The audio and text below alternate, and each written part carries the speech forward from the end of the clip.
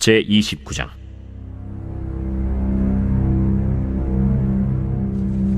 블레셋 사람들은 그들의 모든 군대를 아벡에 모았고 이스라엘 사람들은 이스라엘에 있는 셈 곁에 진쳤더라. 블레셋 사람들의 수령들은 수백 명씩 수천 명씩 인솔하여 나아가고 다윗과 그의 사람들은 아기스와 함께 그 뒤에서 나아가더니 블레셋 사람들의 방백들이 이르되, 이 히브리 사람들이 무엇을 하려느냐? 아기스가 블레셋 사람들의 방백들에게 이르되, 이는 이스라엘 왕 사울의 신하 다윗이 아니냐? 그가 나와 함께 있은지 여러 날 여러 해로되 그가 망명하여 온 날부터 오늘까지 내가 그의 허물을 보지 못하였노라. 블레셋 사람의 방백들이 그에게 노한지라.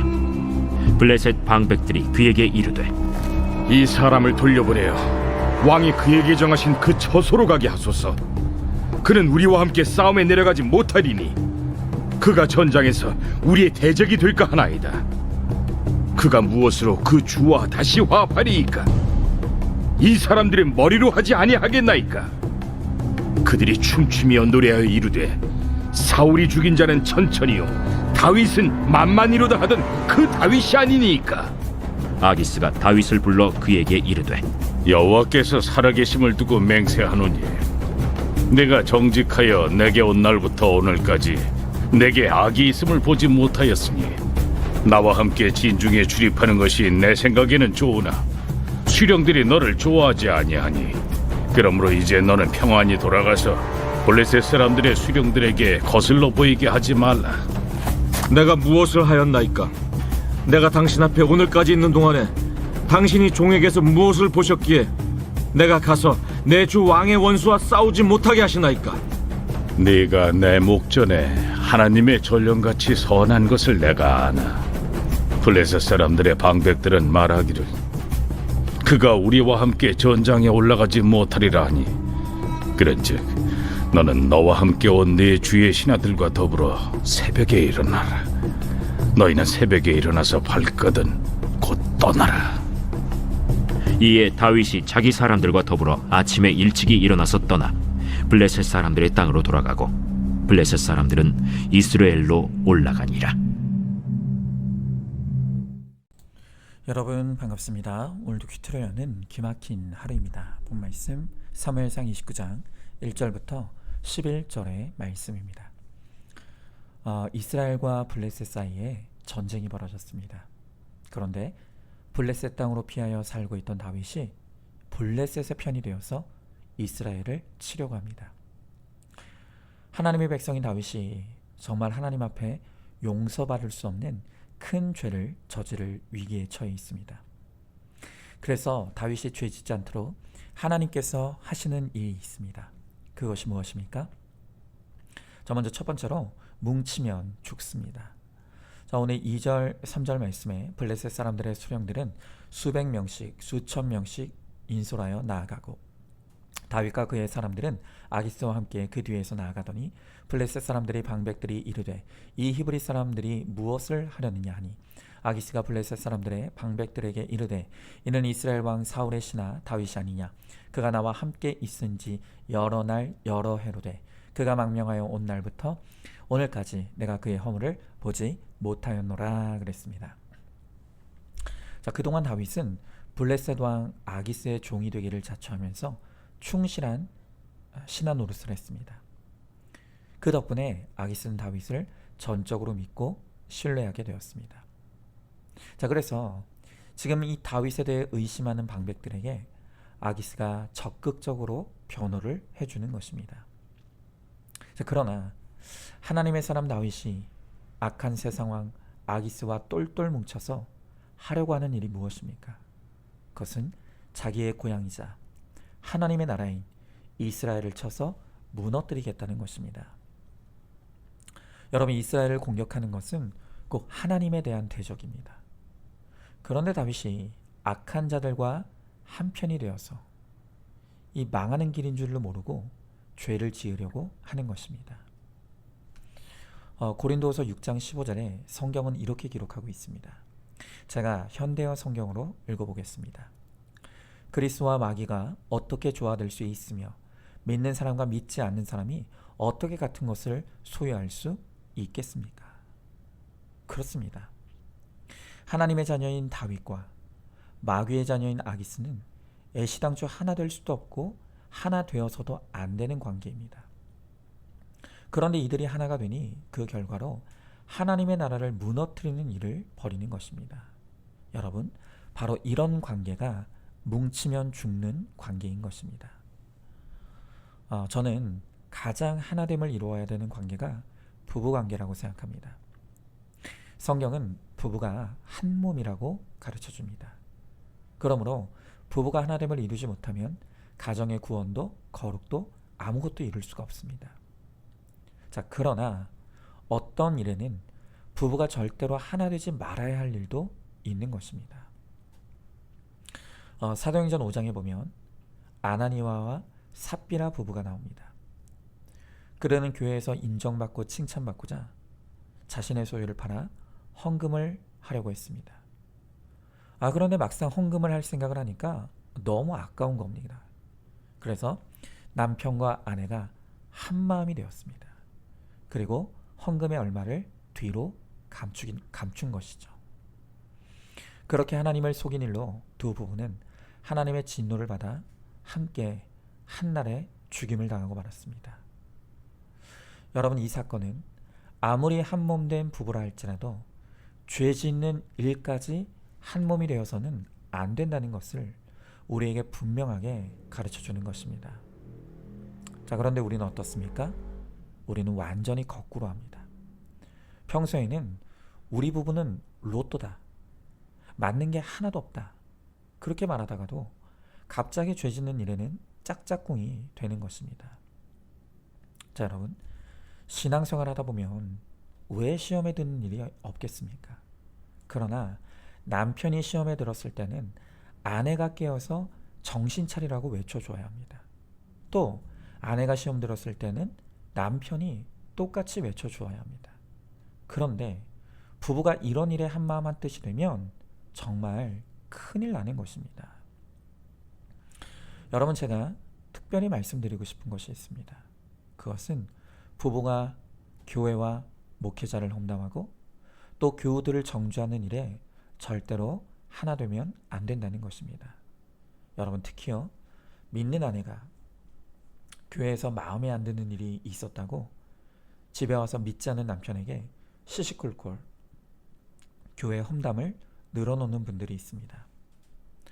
물론 본인이야 하고 싶은 말을 다 하니 속이 시원할지도 몰라도 아내가 쏟아놓는 교회 험담을 듣는 그 남편은 과연 교회에 대해서 어떻게 생각하겠습니까? 그건 배우자의 구원을 가로막고 회방하는 것입니다. 여러분, 교회 일은 교회에서 풀어야 합니다. 여러분, 제가 절대 교회에 대한 그 어떤 불만도 갖지 말라는 말이 아닙니다. 지상의 교회는 완벽하지 않습니다. 그러니 교회 안에서 목회자 때문에 또 성도들 간에 이런저런 오해와 상처를 주고받을 수 있습니다. 여러분, 그러면 그냥 목장에서 다 풀어내시면 됩니다. 제가 정말 부탁드립니다. 목사에 대해서 마음에 안 드는 것이 있다면 목장에서 마음껏 토해내십시오. 오히려 교양 있게 아무렇지도 않은 듯 조용히 계시던 분들이 어느 날 교회를 떠납니다. 만약 목장에서 목자에게 상처받으셨습니까? 그러면 목사인 저에게 얼마든지 연락하십시오. 제가 다 들어드리겠습니다. 이렇게 교회 문제는 교회 안에서 지지고 볶고 하면서 풀어내면 됩니다. 그런데 그것을 가정으로 가져가서 부부가 한마음 한뜻 되어 교회를 험담하고 심지어 자녀들이 듣고 있는 데서도 아랑곳하지 않고 그렇게 한다면 그로 인해 가정의 구원은 깨지고 마는 것입니다. 여러분, 죄에 대해 뭉치는 것은 다 죽고 망하는 길입니다. 자, 한번 질문해 봅니다. 모였다 하면 죄 짓는 관계가 무엇입니까? 평소에는 맞는 것이 하나도 없다가도 교회를 비판하는 일에는 똘똘 뭉치지 않습니까? 믿지 않은 배우자에게 자녀들 앞에서 교회와 목회자 그리고 교우를 험담하는 일을 철저하게 금하시기 바랍니다. 자, 두 번째로 흩어지면 삽니다. 자, 오늘 6절 7절 말씀에 아기스가 다윗을 불러 그에게 이르되 여호와께서 살아계심을 두고 맹세하노니 내가 정직하여 내게 온 날부터 오늘까지 내게 악이 있음을 보지 못하였으니 나와 함께 진중에 출입하는 것이 내 생각에는 좋으나 수령들이 너를 좋아하지 아니하니 그러므로 이제 너는 평안히 돌아가서 블레셋 사람들의 수령에게 거슬러 보이게 하지 말라 하니라. 여러분, 지금 하나님 보실 때 다윗이 스스로 이 악한 관계를 끊지 못하실 것을 아셨습니다. 그래서 이제 하나님이 개입하셔서 내부 분열을 일으키십니다. 블레셋의 방백들이 일제히 다윗을 믿을 수 없다며 아기스 왕에게 반기를 들고 일어난 것입니다. 그러자 아기스 왕도 이제는 더 이상 다윗을 감쌀 수가 없게 되는 것입니다. 그래서 어쩔 수 없이 아기스는 다윗에게 자기의 땅으로 돌아가라고 합니다. 자, 여러분, 내가 세상에서 잘 지내던 불신 친구, 불신 애인, 또 불신 동료들과 갑자기 관계가 틀어지고 어긋나는 일을 겪고 있지 않습니까? 그런데 그것이 그냥 있는 일이 아니라는 것을 알아야 합니다. 함께 할 수 없는 관계임에도 내가 스스로 끊어내지 못하니까 하나님께서 개입하셔서 흩어지게 하시는 것임을 깨달아야 하는 것입니다. 제 아내가 과거에 왕따를 당했던 경험을 저에게 들려준 적이 있습니다. 좀 특이하게도요, 제 아내는 초중 고등학교 시절에 왕따를 당한 것이 아니라 대학에 가서 왕따를 당했습니다. 학창 시절에는 공부다 입시다 눌려있던 청소년들이 대학에 가면 얼마나 그 눌려있던 욕구들이 폭발을 합니까? 제 아내도 대학 캠퍼스 생활에 대한 부푼 기대와 꿈이 있었다고 합니다. 그런데 그 당시에 이제 제 아내가 입학생들이 처음 모이는 그 신입생 MT를 가려고 했는데 염려가 너무 많으셨던 부모님의 극심한 반대로 그 신입생 MT를 참석하지 못하게 되었습니다. 그런데 MT를 못 간 상태에서 첫 수업에 들어가 보니까 이미 MT에 참석했던 사람들끼리 3355 그룹을 이루어서 낄 수 있는 곳이 없더랍니다. 거기다 신입생 MT에 빠졌으니 선배들의 눈에도 벗어나 버리고 만 것입니다. 그래서 정말 제 아내는 대학 시절 내내 왕따를 겪으면서 너무나 외로운 캠퍼스 생활하며 상처를 많이 받았다고 합니다. 그런데 이제 수년이 흘러서 제 아내가 구속사에 복음 후 그때 그 왕따 사건을 해석받게 되면서 오히려 그 왕따의 사건이 은혜였노라고 고백하는 것입니다. 왜 그렇습니까? 만약 그때 하나님께서 그런 방법으로 분리시켜 주지 않았더라면 자신도 술과 음란으로 방탕에 빠졌을 것이 틀림없다는 것입니다. 제 아내는 만세 전부터 하나님이 사모로 쓰시기로 작정한 사람입니다. 그래서 하나님께서 비록 그 당시에는 아프고 힘들었지만 직접 개입하심으로 세상 친구들과 분리시켜 주시고 또 거룩하게 구별시켜 놓으신 것이죠. 그러니 왕따로 흩어짐을 당한 것이 은혜가 아니면 무엇이겠습니까? 자, 여러분이 지금 흩어짐을 당하는 사건이 무엇입니까? 세상 친구들로부터 흩어짐을 당했습니까? 불신 애인으로부터 흩어짐을 당했습니까? 또 동업자들로부터 배반당하고 흩어짐을 당하지 않았습니까? 여러분, 그것은 내가 하나님의 거룩한 택자이기에 나를 살게 하시기 위해 하나님이 허락하신 은혜의 사건임을 반드시 믿으시기 바랍니다. 자, 한번 질문해 봅니다. 내가 좋아하고 사랑하던 관계로부터 끊어지고 분리되는 흩어짐을 경험한 적이 있습니까? 그것이 나를 살리시고 보호하시기 위한 하나님의 은혜의 개입이라는 것을 깨닫습니까? 자, 마지막 세 번째로 죄의 자리에서 일어나 떠나야 합니다. 자, 8절 9절 말씀에 다윗이 아기스에게 이르되 내가 무엇을 하였나이까? 내가 당신 앞에 오늘까지 있는 동안에 당신이 종에게서 무엇을 보셨기에 내가 가서 내 주 왕의 원수와 싸우지 못하게 하시나이까 하니 아기스가 다윗에게 대답하여 이르되 내가 내 목전에 하나님의 전령같이 선한 것을 내가 아나 블레셋 사람들의 방백들은 말하기를 그가 우리와 함께 전장에 올라가지 못하리라 하니 그랬습니다. 자, 지금 하나님이 개입하셔서 이 악한 관계를 분리시키시고 끊으려고 하십니다. 그런데도 이 다윗은 미련을 버리지 못합니다. 왜 우리가 함께 가지 못하느냐는 것입니다. 자, 그러나 오히려 불신왕 아기스가 더 단호히 다윗과의 관계를 끊으려고 하죠. 오늘 10절에 보니까 그런즉 너는 너와 함께 온 내 주의 신하들과 더불어 새벽에 일어나라. 너희는 새벽에 일어나서 발걸음 곧 떠나라 하니라. 여러분, 그렇습니다. 하나님이 아니라는 일과 관계는 뒤도 돌아보지 않고 일어나야 합니다. 그리고 떠나야 합니다. 여러분, 우리가 이미 결혼했다면 이제는 물을 수 없습니다. 아무리 힘들고 어려워도 가정의 구원을 위해 이 가정을 지키는 적용과 순종을 이루어야 합니다. 그러나 결혼 하루 전이라도, 아니 당일이라도 이 결혼이 하나님이 기뻐하시는 것이 아니라는 것을 알게 되었다면 일어나 떠나야 합니다.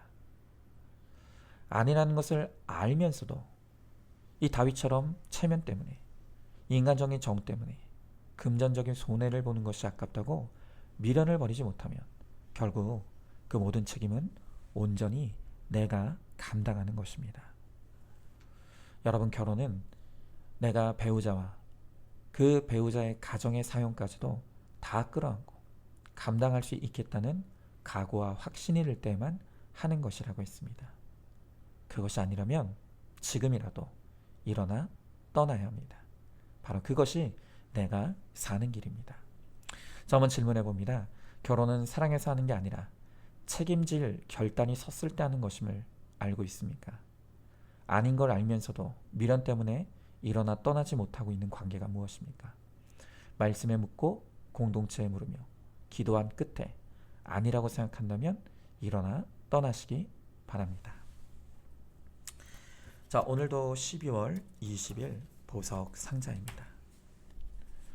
결혼을 준비하면서 다들 주께서 정하신 만남에는 관심이 없고 내가 정한 만남에만 관심이 있습니다. 내가 만날 배우자를 정합니다. 내가 공부를 잘하고 내가 공을 세웠고 내가 선하고 내가 돈이 많아서 내가 만남을 정합니다. 자, 아멘. 우리 함께 기도하겠습니다. 주님,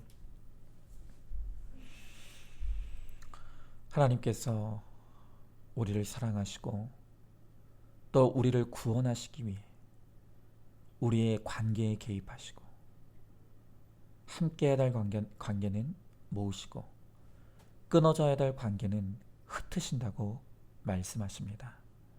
주님, 지금 내가 잊지 말아야 될 사람들과 함께하며 죄를 짓고 있기에 하나님이 개입하심으로 흩어지게 하시고 끊어지게 하시는 관계가 있습니다.